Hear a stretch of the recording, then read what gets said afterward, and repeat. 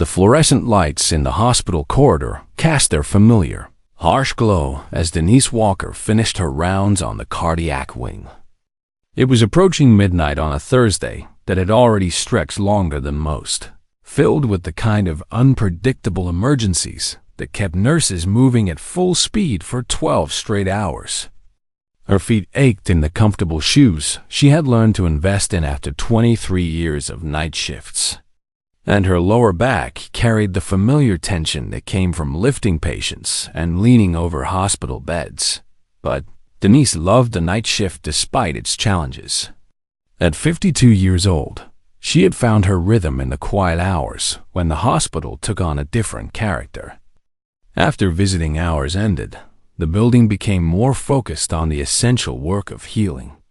The emergency department continued its relentless pace, but the upper floors settled into a rhythm of monitoring, medicating, and providing comfort to patients who needed someone to watch over them while they slept out as she walked toward the break room for what she hoped would be her first real break in 6 hours. Denise's pager buzzed with the code that meant a new admission to her wing. She sighed quietly and changed direction toward the nurses' station where Victoria Hartley, the new charge nurse who had transferred from administration 3 months ago, was reviewing paperwork with the expression of someone who considered herself above the chaos of patient care. Victoria barely looked up when Denise approached. The younger woman's perfectly manicured nails tapped against her clipboard as she spoke in that clipped tone she reserved specifically for Denise. "We have an incoming trauma case. Military helicopter landing on the roof in 10 minutes. Unconscious male.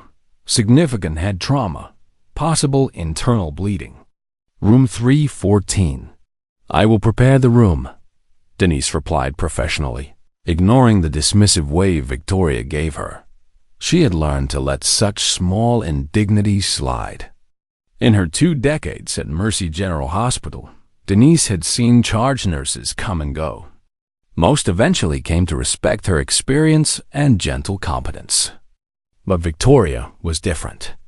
From her first week, she had made it clear that she considered Denise too old, too slow, and too comfortable in her routines.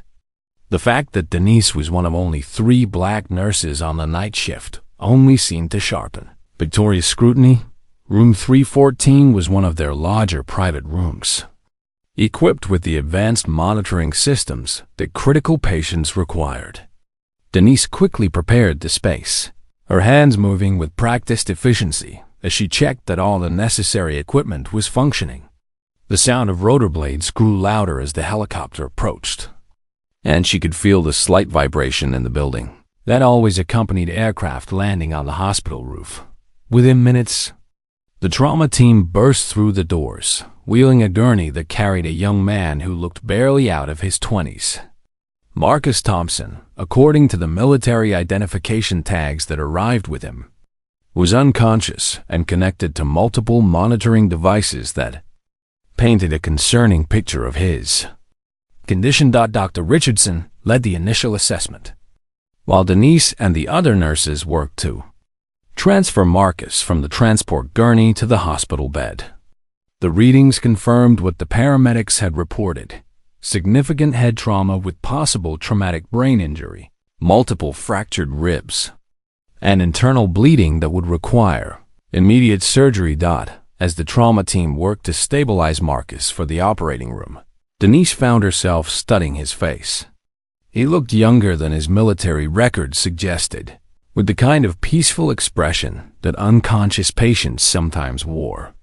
Something about him reminded her of her own son, Jalen, who was serving overseas with the Army. Perhaps it was the way his dark skin caught the light, or the determined set of his jaw, even in unconsciousness. "I would like to be his primary nurse when he returned from surgery," Denise said quietly to Patricia, the head nurse who was helping coordinate the admission. Patricia nodded knowingly. "I thought you might say that. I will make sure he is assigned to you." Victoria appeared at the doorway, her lips pressed thin. "Denise, you already have a full patient load. Perhaps someone younger should handle this case." These military patients require extensive documentation. I can manage, Denise replied calmly, meeting Victoria's gaze. I have worked with military patients before. Something flickered in Victoria's eyes, irritation. Perhaps, or something darker, but she simply turned and walked away without another word. Marcus Thompson spent 6 hours in surgery while the medical team repaired the internal damage and relieved the pressure on his brain caused by swelling from the traumatic injury. When he finally arrived back in room 314, he was connected to even more machines than before.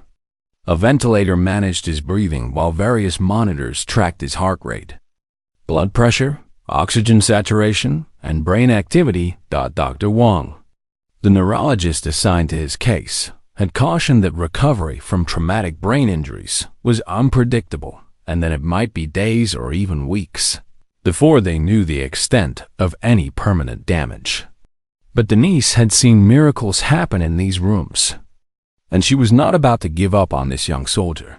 Friday night passed quietly with Marcus showing stable vital signs, but no change in his level of consciousness.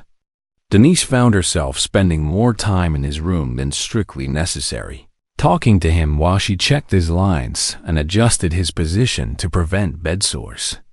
She had read studies suggesting that unconscious patients sometimes retain the ability to hear conversations around them, and she did not want Marcus to feel alone in a strange hospital far from his unit.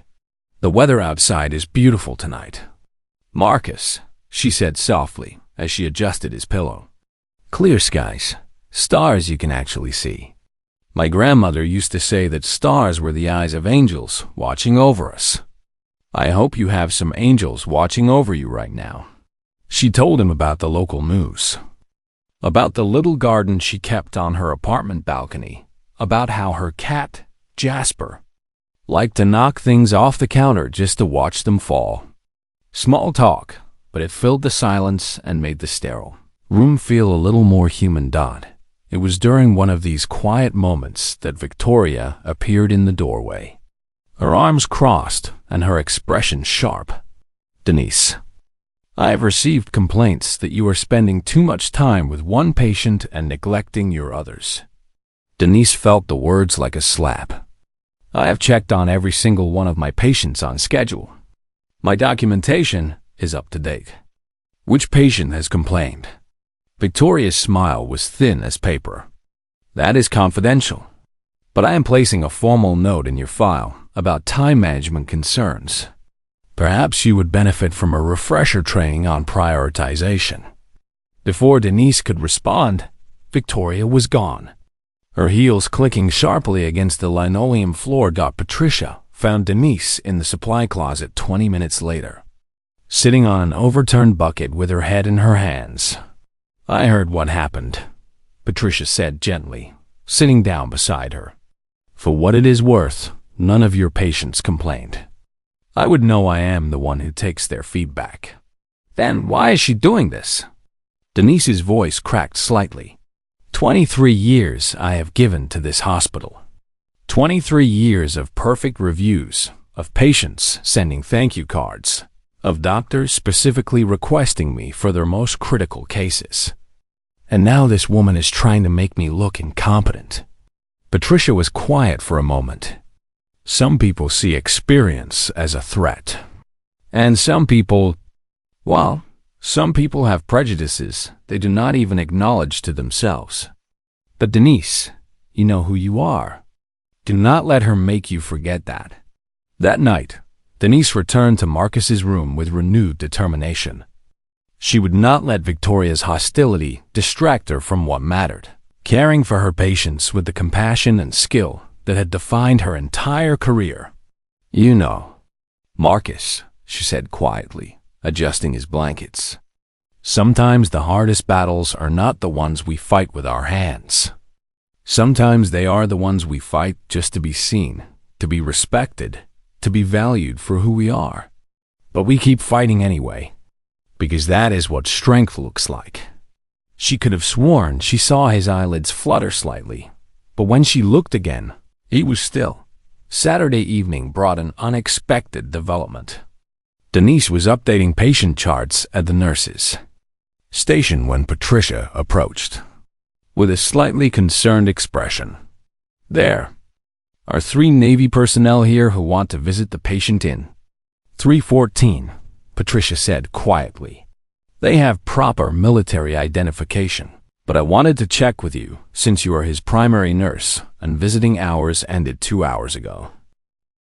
Denise looked toward the waiting area where 3 men stood with the unmistakable bearing of career military personnel. Even in their dress uniforms, there was something about their posture and alertness that suggested they were accustomed to situations that required quick thinking and decisive action. Their faces showed the kind of concern that went beyond professional obligation. "Good evening, ma'am," the tallest of the 3 said when Denise approached. His voice was respectful, almost reverent. "I am Chief Petty Officer Martinez, and these are Petty Officer Davis and Petty Officer Anderson. We are here to see Marcus Thompson. We are from his unit, and we have been trying to get here since we heard about the accident." Denise studied the 3 men, noting the genuine worry in their expressions and the way they unconsciously positioned themselves as a unit, even while standing in a hospital waiting room. She made a decision based on her instincts about the importance of support systems in patient recovery. "Visiting hours are over, but I think I can make an exception for a few minutes. Please follow me, and I will need to ask you to keep your voices low since other patients are sleeping." As they walked down the corridor toward room 314, Martinez spoke quietly. "Ma'am, we know this is unusual, but Marcus does not have any family. We are the closest thing to brothers he has, and we wanted to make sure he knows we are here for him." Denise nodded, understanding more about Marcus's situation than she had before. "He grew up in foster care?" "Yes, ma'am. The Navy is his family now. We are his family." When they reached his room, all 3 men stopped just inside the doorway, taking in the sight of their teammate connected to multiple machines and monitors. Denise watched their reactions, noting how their military composure remained intact, even as she could see the emotional impact of seeing Marcus in such a vulnerable state. They approached his bed with careful respect. Davis, who Denise learned was a military medic, quietly observed the various machines and monitors, nodding approvingly at the care Marcus was receiving. Martinez moved close to the head of the bed and began speaking to Marcus in a conversational tone. "Hey Marcus, it is Martinez. Davis and Anderson are here too. We came as soon as they would let us off base to check on you. The doctors say you are going to be fine. You just need to rest and get your strength back. Your job right now is to focus on healing. We will handle everything else until you are ready to come back to us." Anderson pulled something from his pocket, a small military challenge coin with intricate engravings. He placed it carefully on the bedside table where Marcus would see it when he woke up.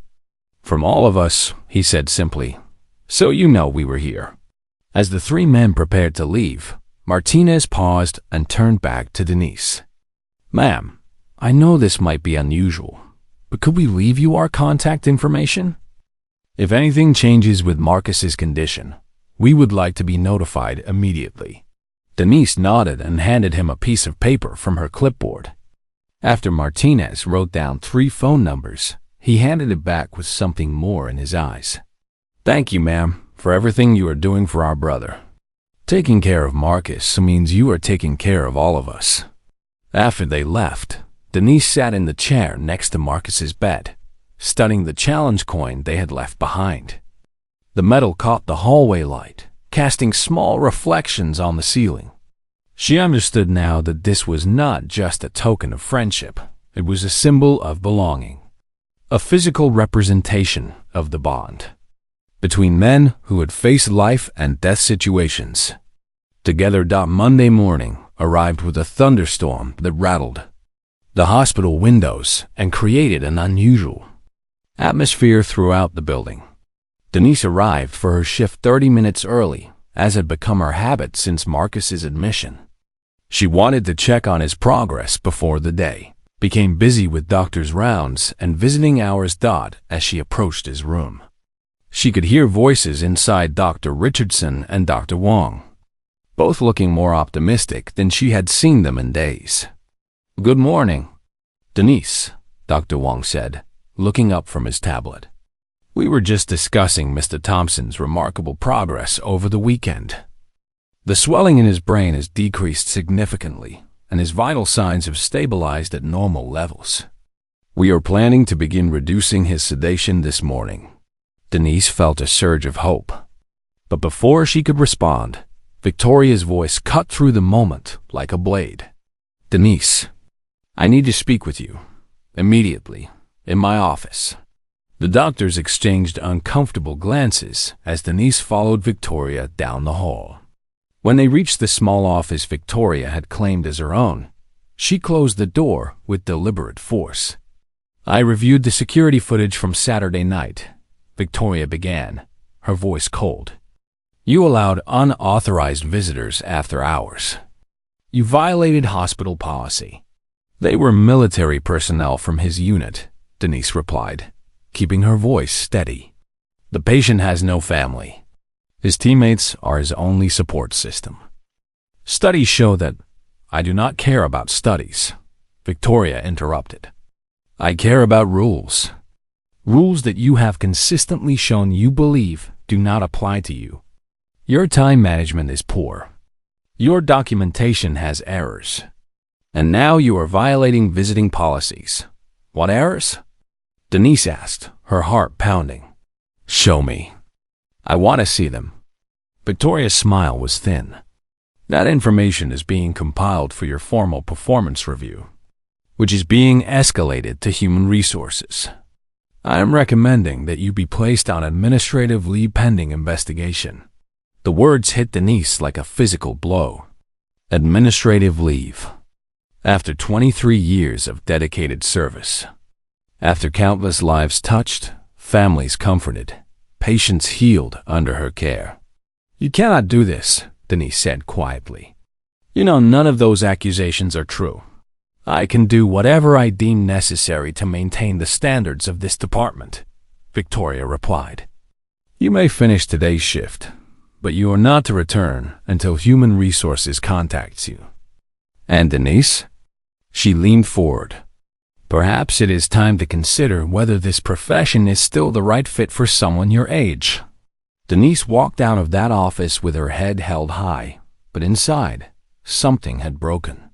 She found an empty storage room and let the tears fall, not tears of weakness, but tears of rage and frustration at the injustice of it all. Patricia found her there 20 minutes later. "I heard," Patricia said softly, "and I want you to know, I am not going to let this happen. Victoria has been building a case against you with fabricated complaints and manipulated records. But she does not know that I have been building my own documentation. Every false accusation, every discriminatory comment, every policy she has selectively applied only to you." Denise looked up, hope flickering in her eyes. "Why would you do that?" "Because you are the best nurse I have ever worked with. And because what is happening to you is wrong." Patricia squeezed her hand. "Finish your shift. Take care of your patients. And trust me." Despite the turmoil in her heart, Denise returned to room 314. She would not abandon Marcus, not today, not when he might finally be waking up. The doctors had already begun reducing his sedation, and she wanted to be there if he opened his eyes. She began her usual routine of checking his vital signs while talking to him about the day ahead. "Good morning, Marcus. The doctors think you might wake up today. Your friends left you something special." She picked up the challenge coin and placed it in his palm. "They want you to know they were here."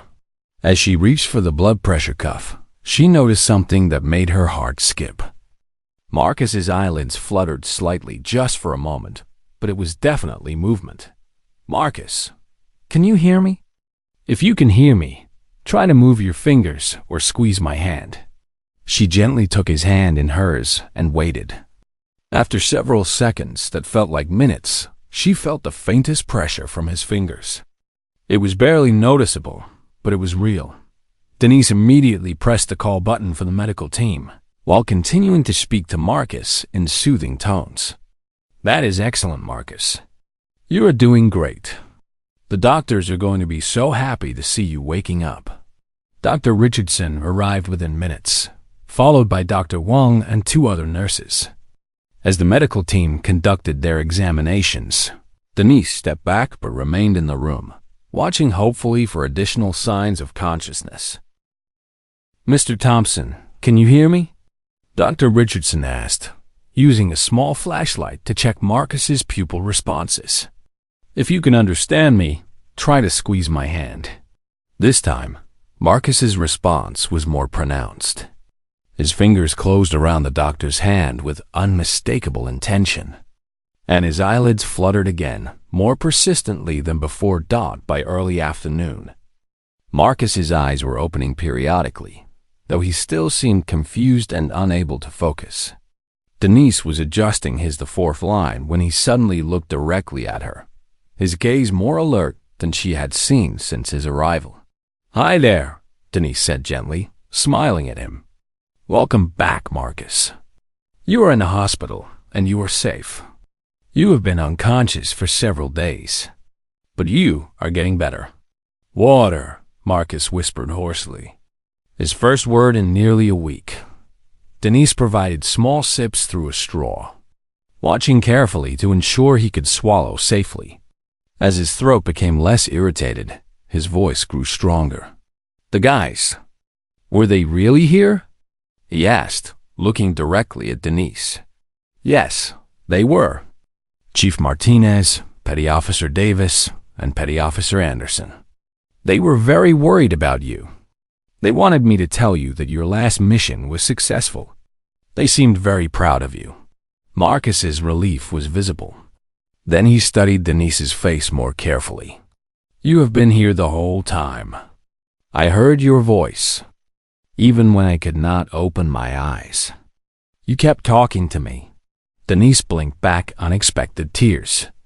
"I just did what any nurse would do." "No," Marcus said softly. "You did what family would do. You stayed with me when I could not stay with myself." At that moment, Victoria appeared in the doorway, ready to summon Denise for another confrontation. But she stopped when she saw Marcus awake, his hand holding Denise's, his eyes full of gratitude. "This is the nurse who saved me," Marcus said, his voice gaining strength. "I need to speak to whoever is in charge about her." Over the next few days, Marcus's recovery progressed remarkably quickly. His strength returned, his cognitive function improved, and his sense of humor emerged a sign, according to his teammates, that he was truly on the mend. But while Marcus healed, Denise continued to face mounting pressure from Victoria. The administrative leave had been temporarily suspended pending investigation, but Victoria made her life miserable in 100 small ways, changing her schedule without notice, assigning her the most difficult patients, scrutinizing every piece of documentation. What Victoria did not know was that Patricia had been quietly building a comprehensive case. She had documented every instance of discriminatory treatment, collected statements from other nurses who had witnessed Victoria's behavior, and compared the treatment Denise received to that of other nurses with similar experience levels. Meanwhile, Marcus had made some calls of his own. As a member of an elite unit, he had connections that reached far beyond the hospital walls. On Thursday of that week, Denise received an unexpected phone call at the nurse's station.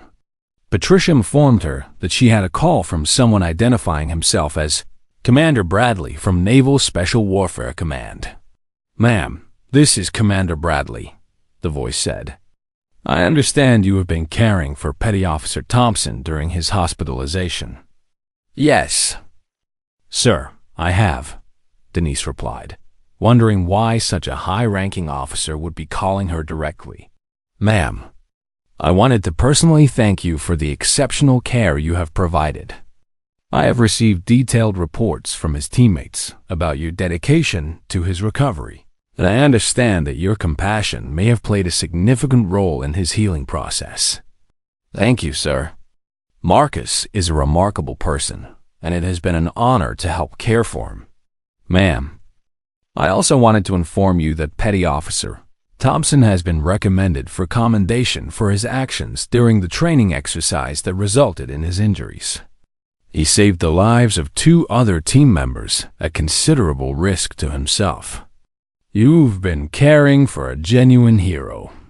After ending the call, Denise found herself deeply moved. Marcus had never mentioned the circumstances of his injuries or the fact that he had acted heroically.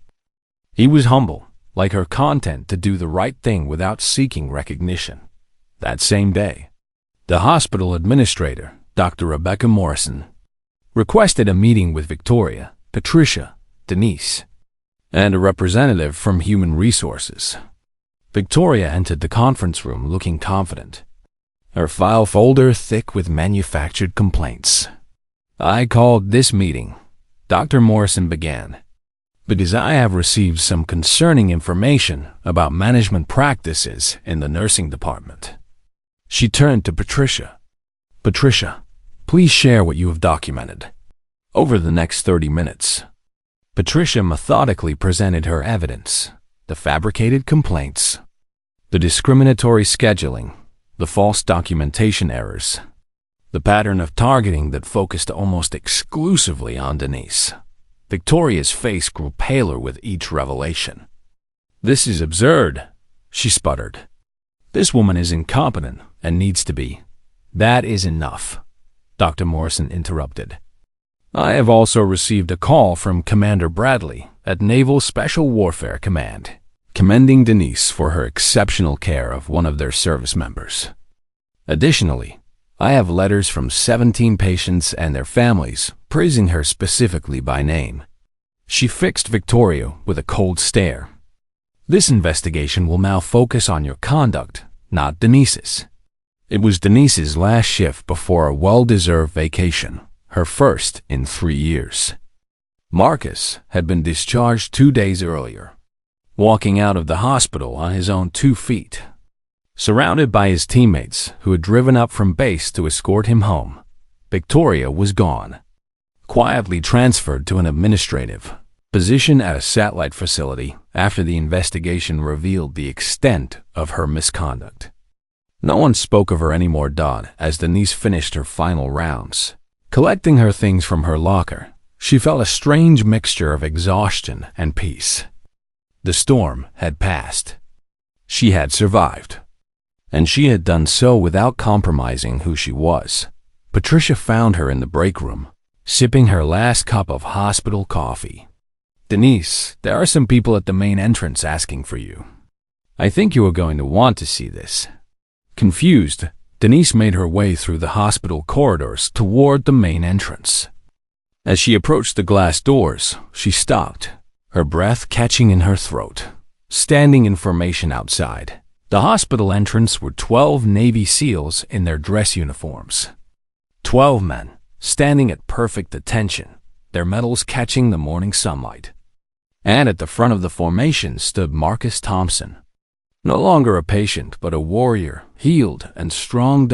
As Denise pushed through the doors, Marcus called out in a voice that echoed across the parking lot, "Attention!" Every man snapped to even sharper attention. Present. Arms. In perfect unison, 12 hands rose in salute.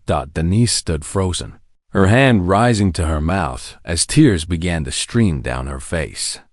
Hospital staff had gathered at the windows, watching the scene unfold. Patricia stood behind her, one hand on her shoulder. Marcus stepped forward, his salute still held.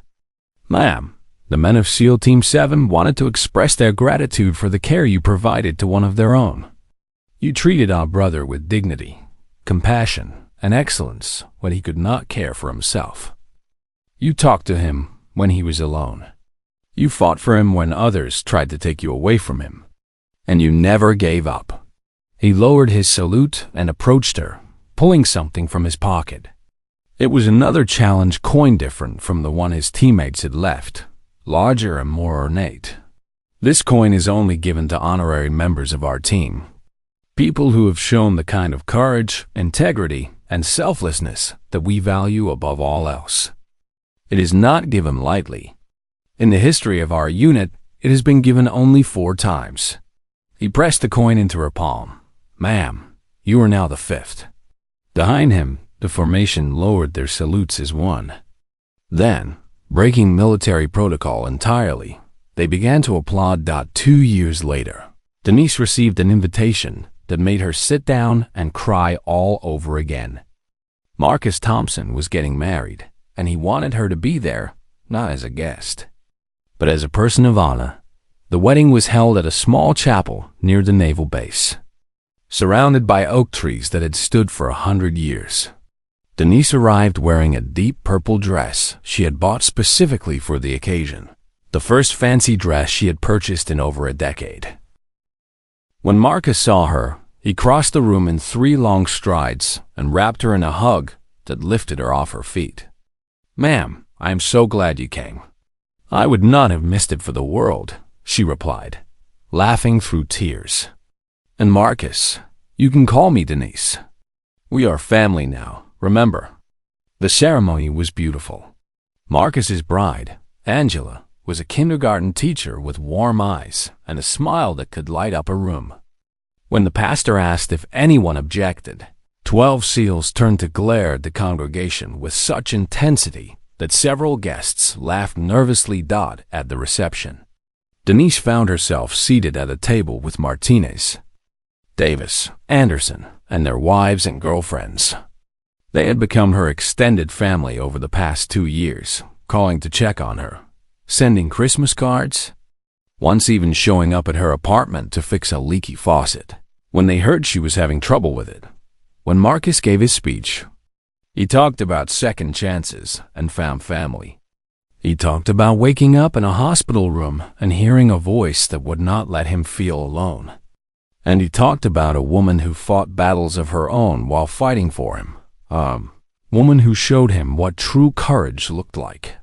I would like everyone to raise their glasses, Marcus said, his voice thick with emotion, to Denise Walker, the woman who reminded me that heroes do not always wear uniforms. Sometimes they wear scrubs and carry stethoscopes. Sometimes they spend their lives in the shadows, caring for others without expecting anything in return. And sometimes, if we are very lucky, they save our lives without ever knowing just how many ways they have done it. The room raised their glasses. To Denise.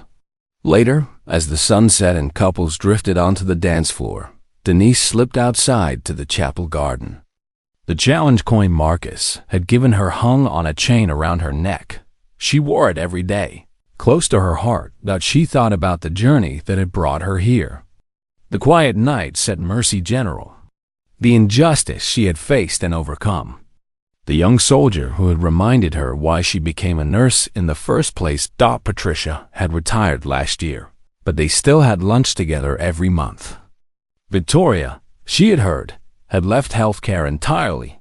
Some said the investigation had revealed even more misconduct than anyone knew. But Denise did not dwell on the past. She had learned that bitterness was a weight she did not need to carry. What mattered was this: she had stayed true to herself. She had loved her patients with everything she had. And in doing so, she had found a family she never expected. Marcus found her there, watching the first stars appear in the evening sky. "You okay, ma'am?" he asked, old habits dying hard. "Better than okay," she replied, smiling. "I am exactly where I am supposed to be." He stood beside her in comfortable silence. Then, quietly, "Thank you for everything." "Thank you," she replied, "for reminding me that the work we do matters, even when the world tries to tell us it does not." Above them, the stars grew brighter, and somewhere in the chapel, the music played on. And Denise Walker, night shift nurse, honorary member of SEAL Team 7, stood in the garden and knew finally, completely, that she was home. Asterisk. if you enjoyed this story. Don't forget to hit the subscribe button and become a part of our Unbroken Grace Stories community. Where are you watching from?